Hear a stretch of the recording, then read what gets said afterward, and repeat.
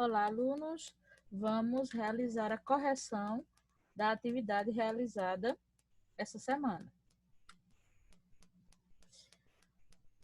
Como eu havia explicado a vocês, nós vamos fazer a representação da potência de acordo com a imagem que nós estamos visualizando.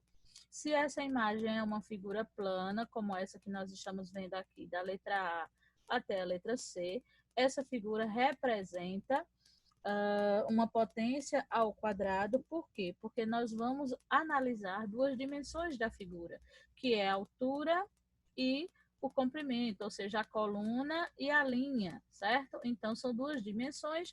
Então, essa imagem dá origem a uma potência quadrada. Já quando nós nos referimos a uma figura em terceira dimensão, como essa que se apresenta da letra D até a letra F, a nossa representação é cúbica. Por quê? Porque nós temos a dimensão da frente, do lado e da altura dessa imagem. Então, são três dimensões, ela dá origem a potências cúbicas, certo? Então, na letra A, nós tínhamos 5 ao quadrado, que nada mais é do que 5 vezes 5, que dá como resposta 25. A nossa letra B é 3 ao quadrado, que nada mais é do que 3 vezes 3, que é igual a 9. Na letra C, eu tenho 7 ao quadrado, que é 7 vezes 7, que me dá como resposta 49.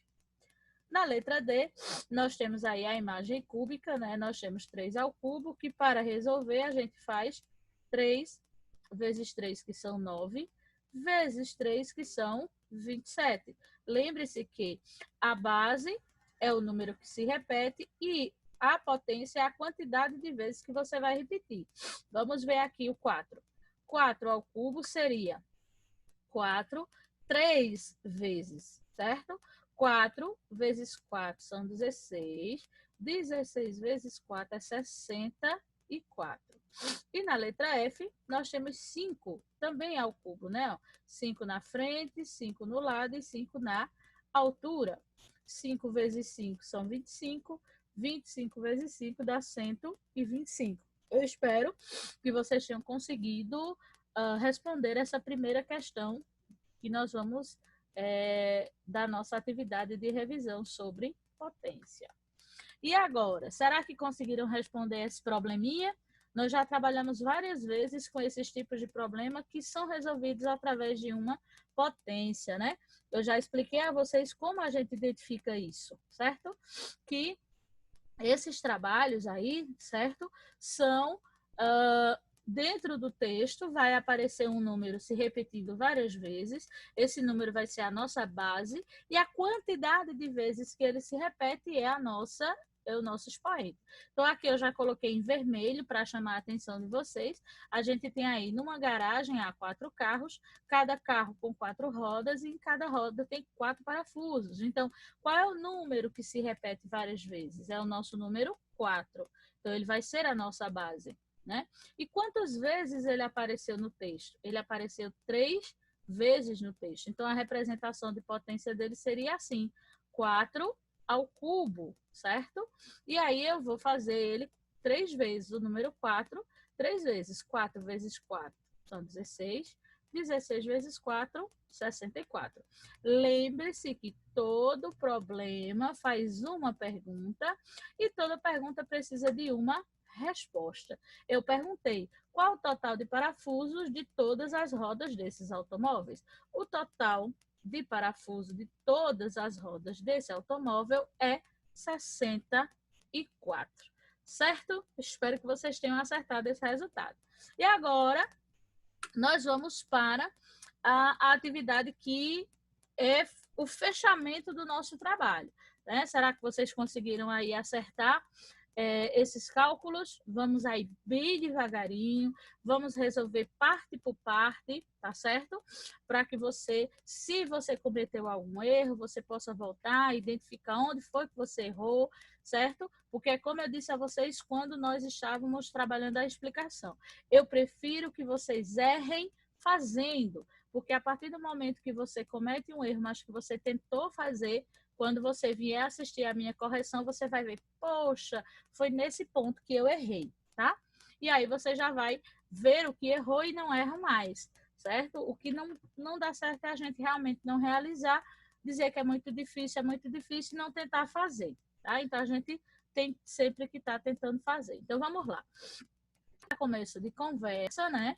Nós temos aqui uma potência de base negativa, porém, essa potência está sem parênteses. Então, lá na aula, eu expliquei a vocês. Se eu tenho uma potência como essa aqui, uma potência negativa, mas se ela está sem os parênteses, eu estou lhe dizendo matematicamente que esse sinal aqui de menos não pertence ao número 5. Ou seja, eu vou resolver a potência, tá certo? Mas esse sinal de menos permanece. Porque lembra que a gente tinha a regra? Base negativa e expoente par fica positivo. Base negativa e expoente ímpar fica negativo. Só que essa regra só me serve se a base for negativa e se ela estiver entre parênteses, certo? Porque o parêntese representa que o sinal negativo pertence ao número, pertence à base da nossa potência. Como aqui ele está sem os parênteses, eu estou lhe dizendo matematicamente que esse sinal não pertence ao número 5. Ou seja, você vai resolver a potência, mas você não vai mexer no sinal, tá?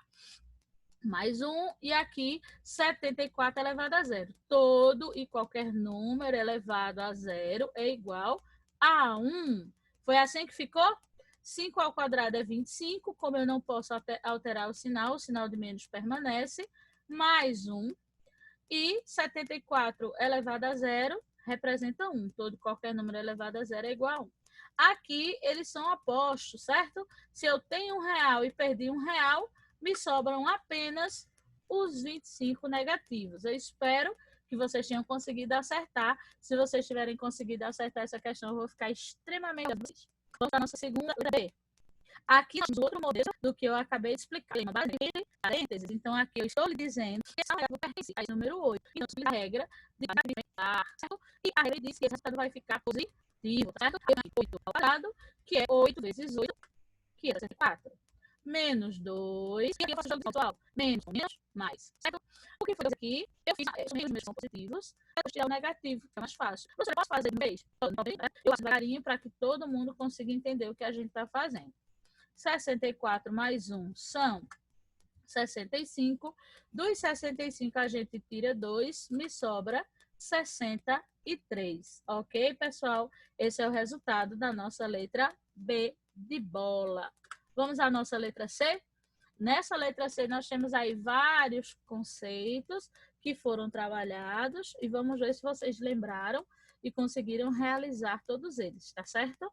O nosso primeiro nós temos aqui 3 ao quadrado, que é 3 vezes 3, e aqui eu tenho uma potência com expoente negativo, e a gente viu que a gente não pode trabalhar com esse expoente negativo, tá bom?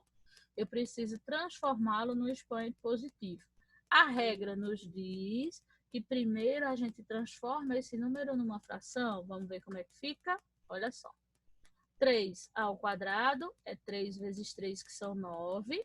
O primeiro passo para esse expoente ficar positivo é transformar esse número numa fração. Veja que eu só fiz passar o traço e colocar o número 1, ok? Não precisa fazer mais nada, só isso. Professora, toda vez é só isso? É, você passa o traço e bota o número 1. Professora, coloca outro número em alguma situação? Pode colocar um 2? Não. Sempre, sempre, sem exceção, que no contexto disser, transforme o número numa fração. Você passa o traço e coloca o número 1. Por isso que eu coloquei ele aqui em vermelho, tá? No próximo passo seria, para esse expoente deixar de ser negativo e ficar positivo, é necessário que você gire a posição desses números. Ou seja, o 1 sobe e o 3 desce. Então, a partir do momento que você faz esse giro, aí a sua potência deixa de ser negativa e passa a ser positiva, ok? Aí vamos lá, resolver a potência. O nosso 9 permanece aqui, 1 ao quadrado é 1 vezes 1, que dá 1, e 3 ao quadrado é 3 vezes 3, que dá 9, tá bom? E aí, como é que a gente soma um inteiro com uma fração? Todo mundo precisa ser fração, tá bom? Então, ó, eu preciso transformar esse 9 aqui, ó, que é o número inteiro, numa fração. Olha, mesma coisa, tá vendo? Eu só fiz passar o traço no número 9 e colocar o número 1 embaixo, certo? Esse processo a gente aprende ou a gente trabalha lá no sétimo ano, tá certo? E aí eu sou bem fácil, mínimo de 1 e de 9 é 9, né? Mínimo múltiplo comum entre 1 e 9. E aí você divide e multiplica. Vou fazer bem, 9 dividido por 1 é 9. E 9 são 81. 9 dividido por 9 é 1. Agora que os denominadores são 12, a gente só apenas o número de cima e repete nosso número de 31 mais 1, são 32 nonos, certo? Então, eu espero realmente que vocês tenham acertado essa questão. Caso vocês não tenham acertado, tentem refazer, né? Agora que vocês já viram qual é todo o procedimento que você precisa fazer, copie essa expressão novamente no seu caderno, ou numa folhinha de rascunho, certo? Tente fazer sem olhar o meu, e aí depois você volta para identificar se você realmente conseguiu entender como é que faz esse procedimento. Por quê?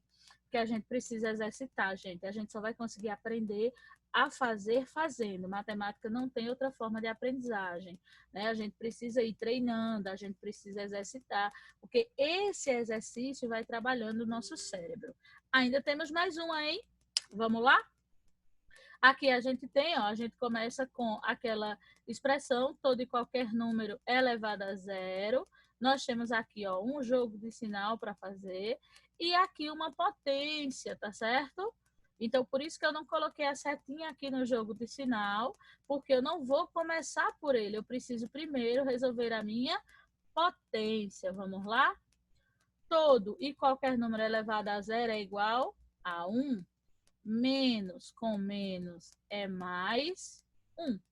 E agora eu vejo que eu coloquei o sinal de menos aqui novamente e fui resolver a potência aqui de dentro. Aqui a gente tem a nossa regrinha, lembra? Base negativa e expoente par, ela vai ficar o quê?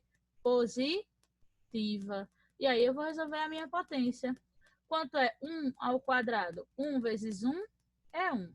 E 2 ao quadrado é 2 vezes 2, que são 4, certo? Então, aqui a gente vai resolver. 1 mais 1 são 2, menos com mais é menos. E aí a gente ficou como no cálculo anterior, com o número inteiro para fazer uma continha de menos com uma fração. Então, a gente vai fazer do mesmo jeito. Você vai precisar tirar, né, transformar esse número inteiro numa fração. O que é que eu faço? Passo o traço e coloco o número 1. E aí eu vou tirar o mínimo múltiplo comum de 4 e de 1, certo? O mínimo de 4 e de 1 é 4 para os dois. E para identificar o número aqui de cima, a gente faz 4 dividido por 1 é 4.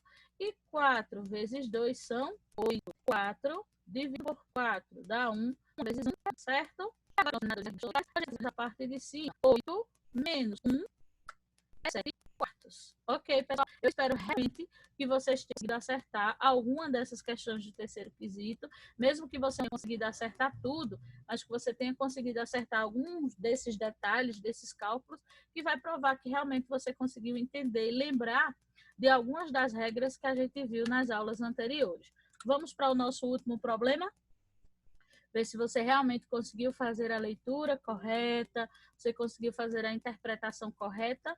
Eu expliquei durante a aula sobre a atividade que nós tínhamos aí dois questionamentos. No primeiro, ele pergunta a respeito das caixas e na letra B, ele pergunta referente aos ovos. E eu expliquei a vocês. Se na letra A ele quer saber apenas quantas caixas os meninos estavam levando, a minha leitura precisaria ser até esse ponto aqui, né? Então, aqui, encontrei um homem com 6 filhos, cada filho levava 6 caixas. Parei a minha leitura, né? A gente já identifica que o número que aparece várias vezes é o número 6, então ele vai ser a nossa base. Se eu faço a minha leitura até esse ponto, o número 6 apareceu quantas vezes?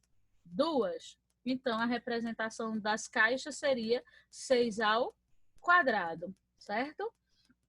Que para resolver seria 6 vezes 6 igual a 36 caixas, certo? Já se eu questiono os ovos, você iria fazer a leitura toda até aqui. E aí eu observo que o número 6 aparece quantas vezes? 3 vezes. Então, a representação dele seria 6 ao cubo, tá certo? Então, preste atenção na leitura e nos comandos que eu dei anteriormente. Então, eu teria 6 vezes 6, que são 36, vezes 6, que dá 216 ovos. Ok, pessoal? Então, a gente finaliza aqui a nossa atividade de matemática da semana.